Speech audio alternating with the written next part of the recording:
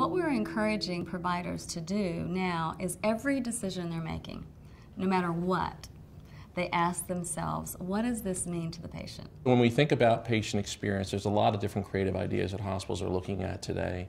Many are investing in patient navigators to help the patients go through the entire system.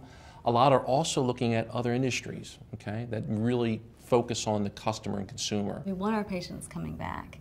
And there's a lot of competition right now, and price is a factor because now the consumer really does have choices. So it's going to be important for the providers to actually have tools in place to let the patient know in advance how much it's going to cost for the service they're coming for. There's a direct correlation between quality up front and expenses on the back end.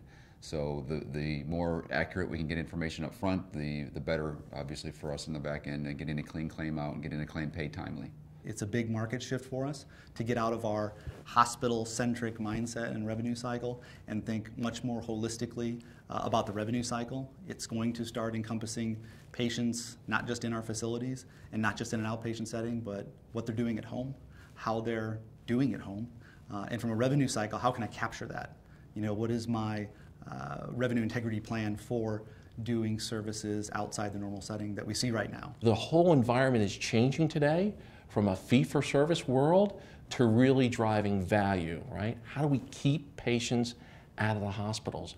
What type of investments are we making on data analytics? So the profession itself is changing, and we need people to keep up with that. Healthcare reform is going to be completely transformational, obviously. It's going to be a lot of challenges. Obviously, the biggest impact I think we're going to face is the expanded access. The coming changes with the Accountable Care Act, the health insurance exchanges, trying to bring in 30 million people across the country now onto a health insurance. Right now, it's extremely confusing, not only to us as providers, but it's confusing and frankly, out of sight, out of mind, if you will, for many of the consumers that will have an opportunity to pick up health insurance. We look at the ACA and the additional access that that's going to bring into some of our underserved populations, and our biggest challenges is getting them to understand the value of addressing health care early on when they're still healthy, as opposed to waiting until they get sick to come in. And as we do that, we think that we can convince them that participating in insurance programs makes sense. Organizations right now are really struggling going through healthcare reform and what it means to them. In the past, it was very simple. We got paid for volume. We got paid for encounters. We got paid off of a fee schedule. Very simple exercise. Today, it's a different world. It's now looking at the patient as a consumer.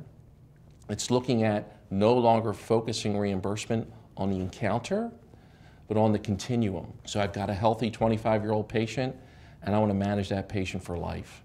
So instead of thinking about having hospital encounters and outpatient visits, how do I really promote wellness, care being delivered in the home, care being delivered at the physician office, using latest technology? That's the changing landscape that we're dealing with.